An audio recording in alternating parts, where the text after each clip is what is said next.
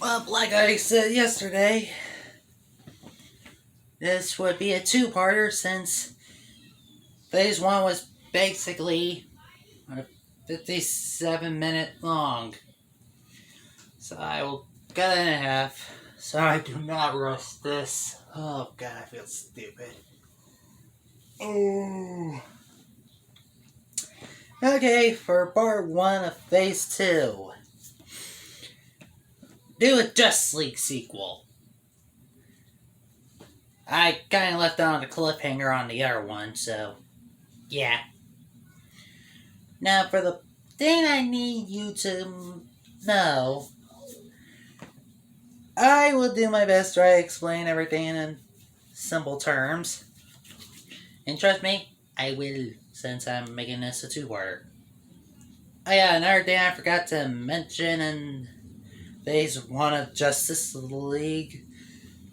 Steve Trevor's alive, and no, he is not possessing a guy. He is reincarnated, like they should have done in the 4 movie. But it was a very bad concept.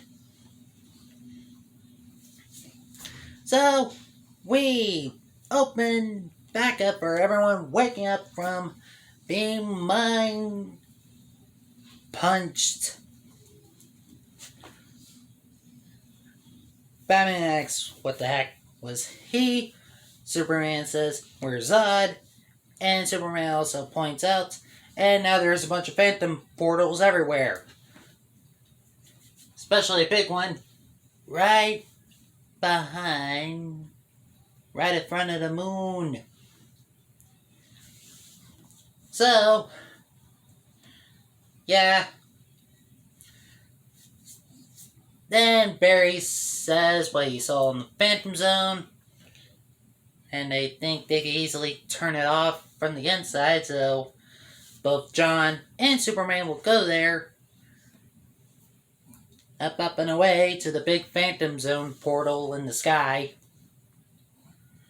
And what the rest of the league gonna do?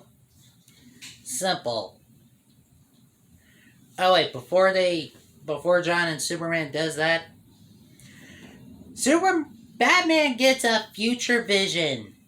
Yeah.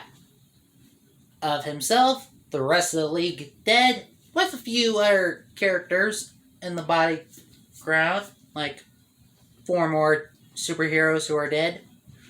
And right above their dead bodies is Darkseid with Granny Goodness. And also, Doomsday.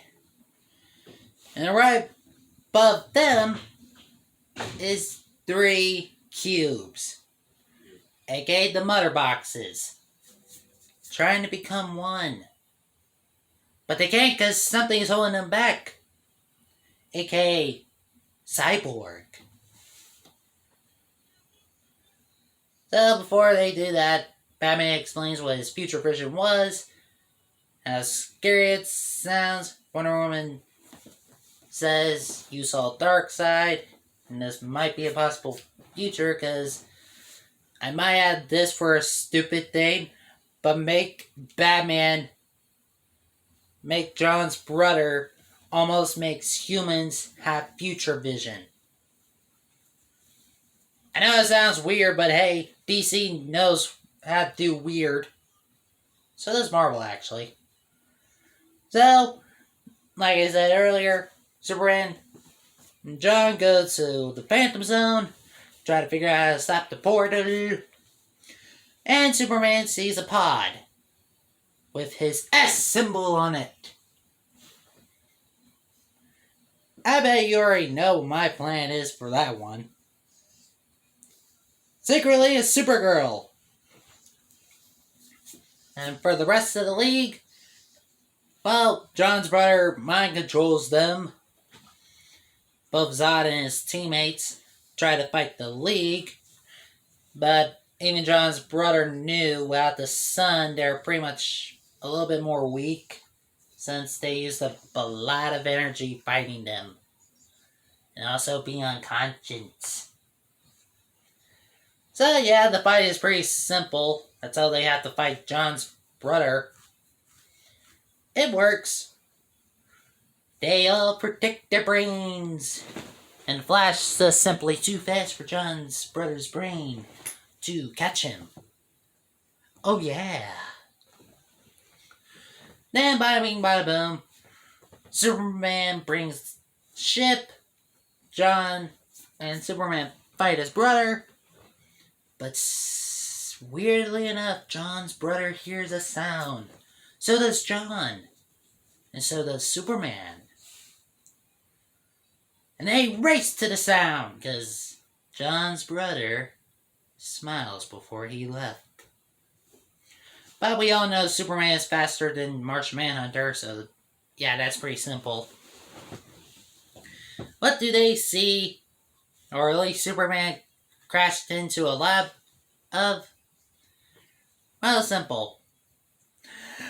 He sees the giant cube as Batman explained, aka the first mother box is activated. Ooh. How long? Oh yeah, we're already in 6 minutes. Okay, I'll quickly rush this. Sorry. Superman and John's brother fight, yada yada. Superman beats him, grabs him, and grabs the cube. Even I know he's stealing government property, but hey, the Justice League can do that. Trust me, they can. Both John and Superman look at each other and says, Superman says, Bruce was right. There's an enemy coming. Falcor, it's just Dad. Calm yourself. So after everyone realizes Bruce basically predicted the future, possibly got to figure a way how to stop that. And a later Justice League movie. Haha! Ending phase 1 and beginning phase 2 with a Justice League movie. Smart. So, what's next in my phase 2? Simple. A Supergirl movie. Yeah, I know this sounds weird, but in science, it makes sense. Don't judge me. Mostly, I would try to play out how Kara's origin story was in her own TV show. How the Danvers took care of her. And possibly mix in that Supergirl show from the Supergirl we got in a cartoon show right now. A.k.a. a awesome tomboy Supergirl. Yeah. Don't know why I was doing that, but hey. So, yeah. Also, Superman teaches her how to use her powers. But he also realizes she's a lot stronger than him when she's only 12. The exact same age as Barbara Gordon. That is right. The end of this movie will lead up to her meeting Barbara. Hi, Jinx. Now for my other film. A Green Lantern movie. Now, which Green Lantern I would pick? All the human ones. It makes a lot of sense. But who I would mostly keep? Well, I would mostly make 3 of them stay on Earth. Jessica Cruz, because, well, she's really popular to me. Because the DC Superhero Girl show. Hal Jordan, because, well, he's Hal. The one Green Lantern everyone thinks about first. I think the Green Lantern we had from the Justice League cartoon shows was also named John. Like John Stewart. Yeah, I think it is John Stewart, but just in case if I'm wrong, put it in the comments. Please. I really don't want to feel stupid. So how will this play out? I say they're doing their average things. Mostly the most popular ones, because I already named them. They're doing their things, yada yada, they meet. They're also trained by Kilowog. and they learn about the other Lantern Corps. But I will keep the Indigo one as a secret, since I believe they're the third most powerful lanterns in the whole entire DC universe. um, ooh boy, that spaghetti is hurting. So yeah. Oh yeah, this is all. I know this sounds weird, but this is all before they learn about what happened on Earth for the Justice League, before Justice League became a thing. So yeah, this is like a prequel to the two Justice League movies. And it's funny and you know it. So what would I follow that up? Well, simple. Teen Titans! I know that sounds weird because I did not mention Robin in this whole entire franchise because, in my honest fans, I don't mind Dick Grayson being the sidekick of Batman. But mostly I would star him up as a non-tragic boy whose parents are only in a deep coma. And they're in Jump City in a very coincidence way. Mostly I would... Well, I'm going to say mostly in this video, I bet. In the next one. I would make Beast Boy and Raven already meet like how they met in Titans. But, wow, Beast Boy knowing about Doom Patrol. Yeah. And they're already at the boyfriend and girlfriend relationship. Even Raven doesn't tell Garfield. Yes, I'm surprised Beast Boy's real name is Garfield, like the cat. But Raven does not yet tell Beast Boy about her demon father. Who wants to ever admit they have a demon of a parent? Who's actually a demon? Starfire? Yeah, she will crash land like in the Teen Titans TV show. But what about Cyborg? Simple, he will also be in it. And also Donna Troy, aka Wonder Girl.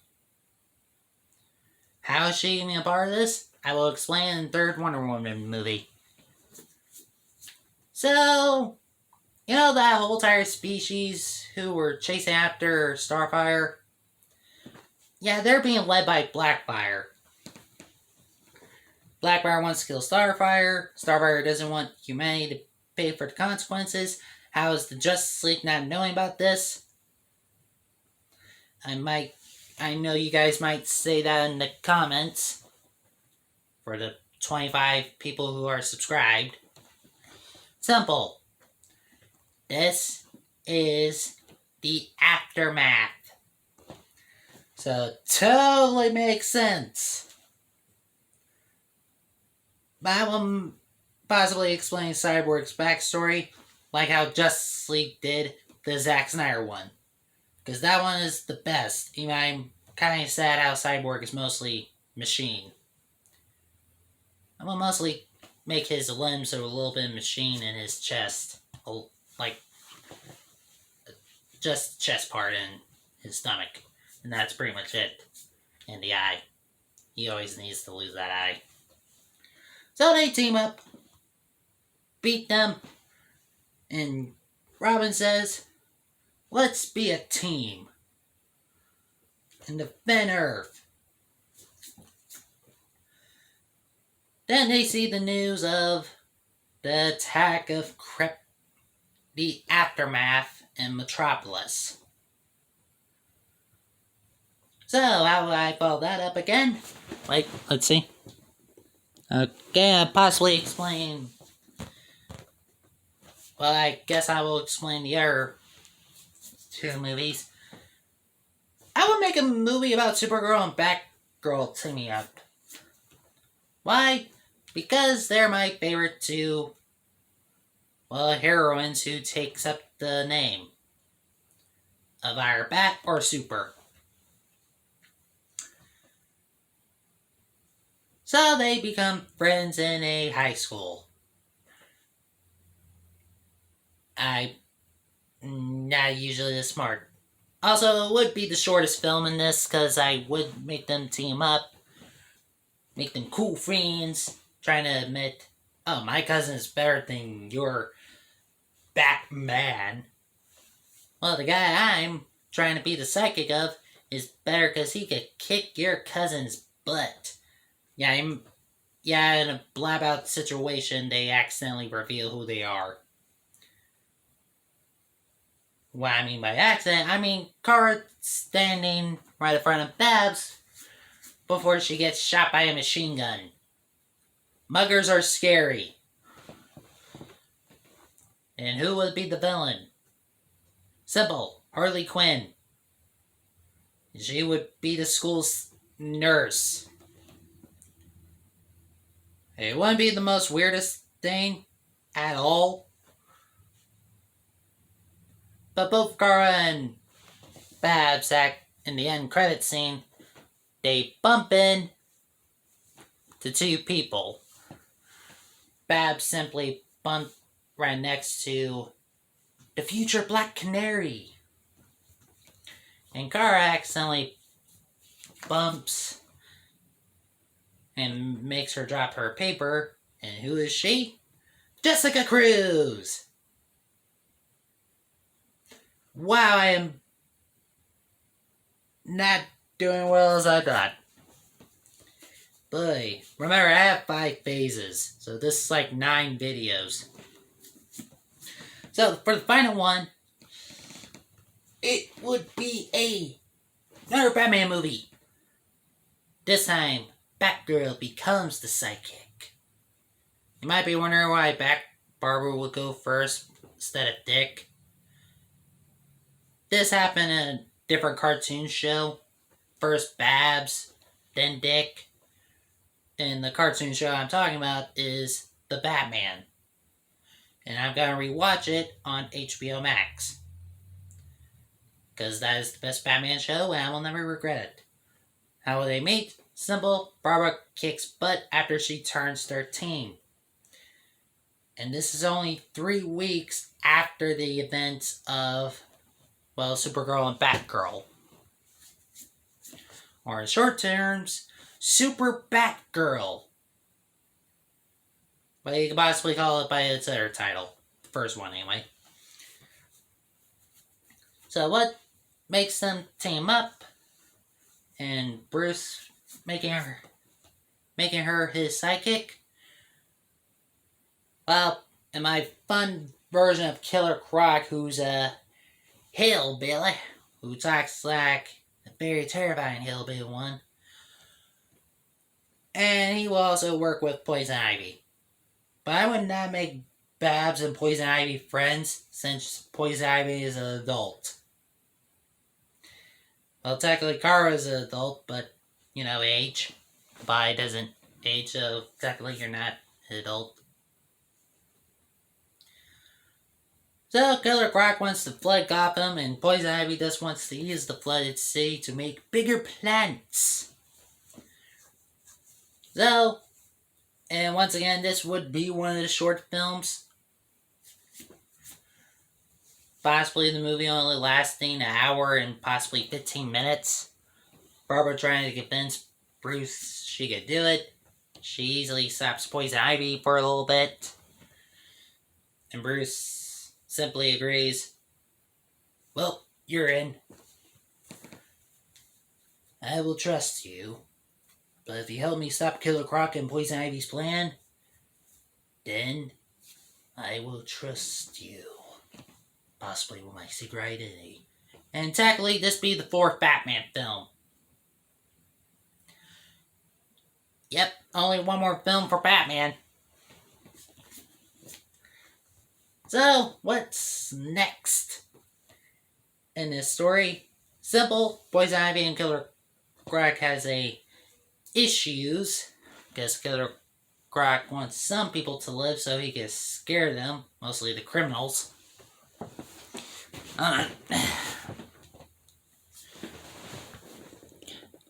Yep, better end this quickly. So, Killer Croc, Poison Ivy fight Barbara simply. Well, Bruce takes on Poison Ivy, and he tells Barbara to stay in. Yes, he will know it's Barbara because, you know, Bruce is Bruce, aka Batman. But Bruce is surprised when he's unconscious, because after he beats Poison Ivy, Killer Croc just appears out of nowhere and slaps the hell out of him.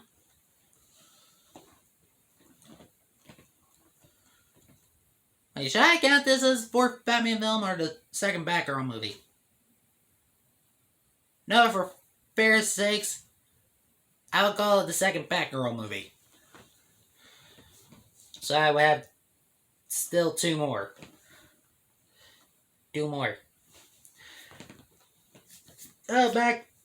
Batgirl tricks Killer Croc, get his butt frozen, and Bruce almost trusts her, but he wants to tell her when she's older. And guys, in my version, Bruce is in his 20s, mid-20s, and Barbara's 13. I'm not those type of fans who wants to ship those two, so I made them in different age groups. Because it's sick. See you in part 2 of my phase 2 of my Justice League movie universe. I mean DC.